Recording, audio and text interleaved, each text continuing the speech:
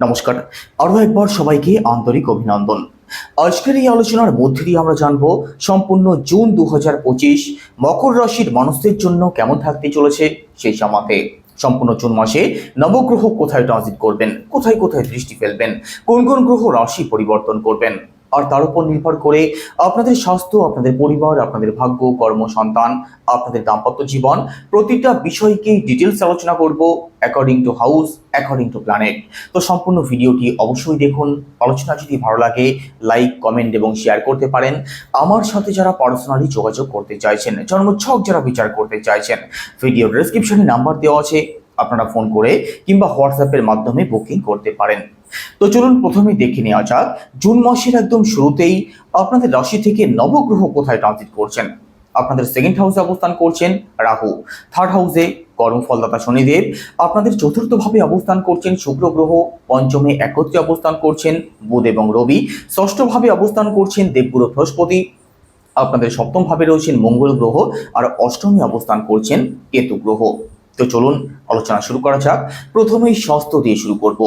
আপনাদের রাশির লর্ডকে, আপনাদের রাশির লর্ড শনিদেব, আর শনিদেব আপনাদের থার্ড হাউসে দেবগুরু বৃহস্পতির ঘরে ভালো অবস্থায় আছেন। তো দেখুন এখানে স্বাস্থ্য আপনাদের ভালোই থাকবে, স্বাস্থ্য সংক্রান্ত মেজর কোনো ইস্যুর সম্ভাবনা তো থাকছে না, তবে গলার দিক থেকে কিন্তু একটু প্রবলেম আপনাদের ফেস করতে হতে পারে। কাফ কোল্ডের সমস্যা কম বেশি থাকতে পারে সম্পূর্ণ জুন মাসের মধ্যে।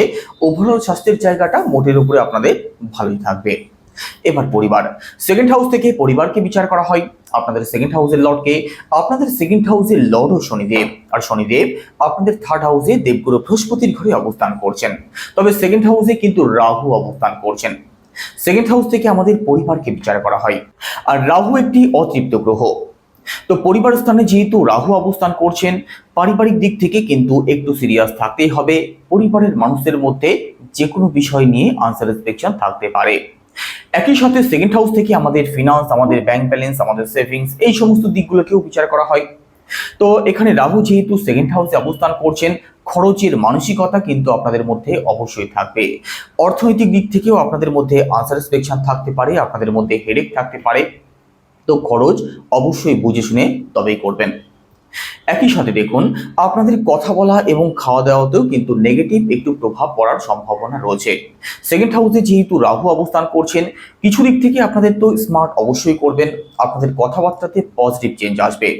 আপনি যদি মার্কেটিং লাইনে থাকেন, কমিউনিকেশন সংক্রান্ত কোনো কাজ করেন, টিচিং লাইনে যারা আছেন, টিচার, প্রফেসর, এই সংক্রান্ত কাজ যারা করেন, আপনাদের জন্য কিন্তু অত্যন্ত ভালো সময় থাকবে। আবার এমনটাও হতে পারে আপনার কথার জন্য আপনি বিপদেও পড়ে যেতে পারেন। তো কথাবার্তা অবশ্যই ভালো করে ভাবনা চিন্তা করে তবেই বলবেন। নেশাজাত কোনো দ্রব্যের প্রতি যাতে আকর্ষণ না বাড়ে সেই দিক থেকে সিরিয়াস থাকবেন। আপনাদের থার্ড হাউসের লর্ড দেবগুরু বৃহস্পতি, আর দেবগুরু বৃহস্পতি আপনাদের ষষ্ঠ ভাবে অবস্থান করছেন। রাশিচক্রের ষষ্ঠ ভাব একদমই শুভ হয় না। ষষ্ঠ ভাব থেকে ঋণ, রোগ এবং শত্রুকে বিচার করা হয়। তো এখানে থার্ড হাউসের লর্ড যেহেতু ষষ্ঠ ভাবে অবস্থান করছেন, অনলাইন কাজ যারা করেন, সোশ্যাল মিডিয়ার সাথে যারা যুক্ত আছেন, আপনাদের জন্য একটু চ্যালেঞ্জিং সময় থাকবে। আপনার ছোট ভাই বোন, কাছের আত্মীয় স্বজন, পাড়া প্রতিবেশী, এদের সাথে যে কোনো বিষয় নিয়ে মতপার্থক্য জায়গা তৈরি হওয়ার সম্ভাবনা থাকবে। আপনাদের মধ্যে একটু লেজিনেস থাকতে পারে, শর্ট ট্রাভেল আপনাদের বাড়তে পারে, আর অকারণ পরিশ্রমও আপনাদের হতে পারে। আপনাদের মধ্যে সাহস, আত্মবিশ্বাসের জায়গাটা আগের থেকে তো অনেক বেশি বাড়বে, তবে এখনো কিন্তু আপনাদের মধ্যে একটু ভীত স্বভাব থাকতে পারে। কারণ এখানে থার্ড হাউসের লর্ড যেহেতু ষষ্ঠ ভাবে অবস্থান করছেন, আর ষষ্ঠ ভাবে থার্ড হাউসের লর্ডের অবস্থান কিন্তু ভালো থাকবে না। তবে থার্ড হাউসে যেহেতু শনিদেব অবস্থান করছেন, যে কোনো দিক থেকে আপনাদেরকে অবশ্যই এগিয়ে নিয়ে আসবেন, আপনাদের যে কোনো দিক থেকে ম্যাচিওর করে তুলবেন। একই সাথে যে কোনো কিছুর প্রতি আপনাদের মধ্যে সিরিয়াসনেসকেও বাড়াবেন। তো এটা নিয়ে ভয় পাওয়ার কিছু নেই, শুধুমাত্র নিজের কাজ সঠিক দিকে হচ্ছে কিনা, সঠিক দিকে পরিশ্রম হচ্ছে কিনা, এটা মাথায় রাখবেন। এবার প্রপার্টি, ফোর্থ হাউস থেকে প্রপার্টিকে বিচার করা হয়। আপনাদের ফোর্থ হাউসের লর্ড মঙ্গল গ্রহ, মঙ্গল আপনাদের সপ্তম ভাবে তো অবস্থান করছেন, তবে 7 তারিখের পরবর্তী সময় রাশি পরিবর্তন করে আপনাদের অষ্টম ভাবে অবস্থান করবেন, আর অষ্টম ভাবে কেতু অবস্থান করছেন। প্রপার্টি সংক্রান্ত যে কোনো সিদ্ধান্ত 7 তারিখের মধ্যবর্তী সময়ে নেওয়ার চেষ্টা করুন, কারণ তারপর থেকে পরবর্তী 45 দিন কিন্তু মঙ্গলের অবস্থান ভালো থাকবে না। তো 7 তারিখের পরবর্তী সময় প্রপার্টি সংক্রান্ত কোনো ডিল, প্রপার্টি সংক্রান্ত কোনো ডিসিশন না নেওয়াটাই আপনাদের জন্য বেটার হবে। একই সাথে 4th হাউস থেকে আমাদের মাকেও বিচার করা হয়, তো আপনার মায়ের মধ্যেও 7-8 তারিখের পরবর্তী সময় কিন্তু একটু নেগেটিভ প্রভাব আপনি বুঝতে পারেন। যে কোনো দিক থেকে আপনার মায়ের মধ্যে নেগেটিভিটি কাজ করতে পারে, ওভার থিঙ্কিং থাকতে পারে, আপনার সাথে যে কোনো বিষয় নিয়ে মতপার্থক্য হতে পারে, তো একটু সিরিয়াস অবশ্যই থাকতে হবে। এবার এডুকেশন, পড়াশোনার জায়গাটাও আপনাদের 7 তারিখের আগে পর্যন্ত বেশি ভালো থাকবে। 7 তারিখের পরবর্তী সময় যদি কোনো এক্সাম থাকে অবশ্যই এফোর্ট দেওয়ার চেষ্টা করবেন, না হলে কিন্তু আশানুরূপ ফল আপনাদের প্রাপ্তি হতে প্রবলেম হতে পারে, অথবা আশানুরূপ ফল আপনাদের বাধা প্রাপ্ত হতে পারে। তো পড়াশোনার প্রতি অবশ্যই সিরিয়াস থাকুন। মঙ্গল যেহেতু আপনাদের অষ্টম ভাবে প্রবেশ করবেন, পড়াশোনার দিক থেকে কিন্তু বাধা বিপত্তি একটু আসবেই। এডুকেশনাল যে কোনো সিদ্ধান্ত 7 তারিখের মধ্যবর্তী সময়ের মধ্যে নেওয়ার চেষ্টা করুন। এবার রিলেশন, পঞ্চম ভাব থেকে রিলেশনকে বিচার করা হয়। আপনাদের পঞ্চম ভাবের লর্ডকে, আপনাদের পঞ্চম ভাবের লর্ড শুক্র গ্রহ, আর শুক্র গ্রহ আপনাদের 4th হাউসে অবস্থান করছেন। সম্পূর্ণ জুন মাসের মধ্যে শুক্র গ্রহের কোনো রাশি পরিবর্তন হবে না, শুক্রের অবস্থান ভালোই থাকছে, তো রিলেশনও আপনাদের ভালো থাকবে। রিলেশন নিয়ে বিশেষ কোনো ভয়ের কারণ থাকছে না সম্পূর্ণ জুন মাসের মধ্যে। একই সাথে পঞ্চম ভাব থেকে সন্তানকেও বিচার করা হয়, তো সন্তান পক্ষ আপনাদের ভালো থাকবে। ফ্যামিলি প্ল্যানিং যারা করবেন ভাবছেন আপনাদের জন্য ভালো সময় থাকবে। সন্তানকে নিয়ে যদি কোনো প্রকার কোনো টেনশন থাকে, কোনো হেডেক থাকে, তার থেকেও আপনি মুক্তির পথ অবশ্যই দেখতে পারেন, কারণ পঞ্চম ভাব যেহেতু ভালো থাকছে। এবার দাম্পত্য জীবন, সপ্তম ভাব থেকে দাম্পত্য জীবনকে বিচার করা হয়। আপনাদের সপ্তম ভাবের লর্ডকে, আপনাদের সপ্তম ভাবের লর্ড চন্দ্র, আর চন্দ্রের ঘরে মঙ্গল অবস্থান করছেন 7 তারিখের আগে পর্যন্ত। 7 তারিখের আগে পর্যন্ত আপনার যিনি পার্টনার আছেন তার মধ্যে কিন্তু রাগ জেদ একটু বেশি থাকতে পারে, এদিক থেকে সিরিয়াস থাকবেন।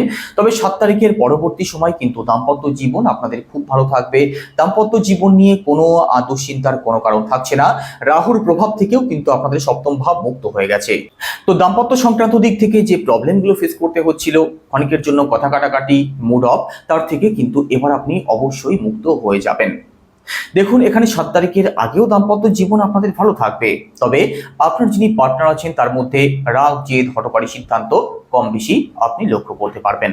তবে 7 তারিখের পরবর্তী সময় দাম্পত্য জীবন যে কোনো দিক থেকে আপনাদের অতি উত্তম থাকবে। এবার ভাগ্য, নবম ভাব থেকে ভাগ্যকে বিচার করা হয়। আপনাদের নবম ভাবের লর্ডকে, আপনাদের নবম ভাবের লর্ড বুধ গ্রহ। বুধ আপনাদের পঞ্চম ভাবে তো অবস্থান করছেন, তবে বুধ 4-5 তারিখের পরবর্তী সময় আপনাদের ষষ্ঠ ভাবে প্রবেশ করবেন, তবে বুধ নিজের ঘরেই প্রবেশ করবেন।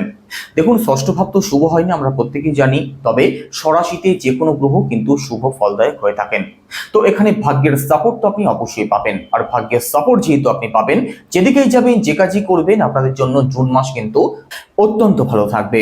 তো আপনি কোনো কাজের শুভারম্ভ করতে পারেন, কোনো ব্যবসার শুভারম্ভ করতে পারেন, ঘর পরিবারে কোনো শুভ কার্য, কোনো মাঙ্গলিক অনুষ্ঠান যদি করতে চান সেটা করতে পারেন, বড় কোনো ইনভেস্টমেন্ট চাইলে করতে পারেন, আপনারা ভাগ্যের সাপোর্ট অবশ্যই পাবেন। একই সাথে আপনাদের পিতৃপক্ষ ভালো থাকবে, আপনাদের উচ্চশিক্ষার জায়গাটা ভালো থাকবে, লং ট্রাভেল, স্পিরিচুয়াল ট্রাভেল আপনাদের হতে পারে। তো ভাগ্যের সাপোর্ট আপনি সম্পূর্ণ জুন মাসে অবশ্যই পাবেন। এবার কেরিয়ার, দশম ভাব থেকে কেরিয়ারকে বিচার করা হয়। আপনাদের দশম ভাবের লর্ড শুক্র গ্রহ, আর শুক্র গ্রহ আপনাদের 4th হাউসে অবস্থান করছেন।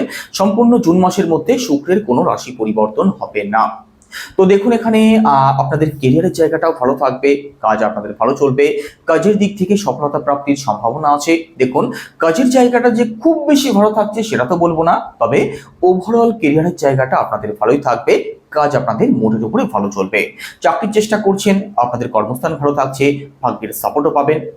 তো চেষ্টা করলে কিন্তু সফলতা আপনি অবশ্যই অর্জন করতে পারেন। এখানে আপনার জন্মছকে চাকরির কতটা যোগ আছে সেটাকে কিন্তু অবশ্যই পরীক্ষা করে দেখতে হবে, কারণ এখানে আপনাদের কর্মস্থান ভালো থাকছে, আপনাদের ভাগ্যস্থান ভালো থাকছে মানেই এটা নয় যে আপনার চাকরি প্রাপ্তি হতে পারে।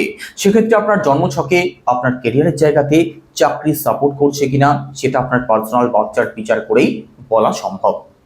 একই সাথে ব্যবসার কথা যদি বলা হয়, তো সপ্তম ভাব আপনাদের ভালো থাকছে, তবে ব্যবসার কারক বুধের অবস্থান কিন্তু ভালো থাকবে না। তো ব্যবসাতে কখনো কখনো একটু আপ অ্যান্ড ডাউন আপনি লক্ষ্য করতে পারেন, বিশেষ করে যারা পার্টনারশিপ করেন আপনাদেরকে চোখ কান একটু খোলা রাখতেই হবে। তো সম্পূর্ণ জুন মাসে কি উপায় অবলম্বন করবেন? বুধের বীজ মন্ত্র জপ করুন, সেটা কি ওম ব্রাম ব্রিম ব্রহ্মসা বুধায় নমঃ, রোজ 108 বার।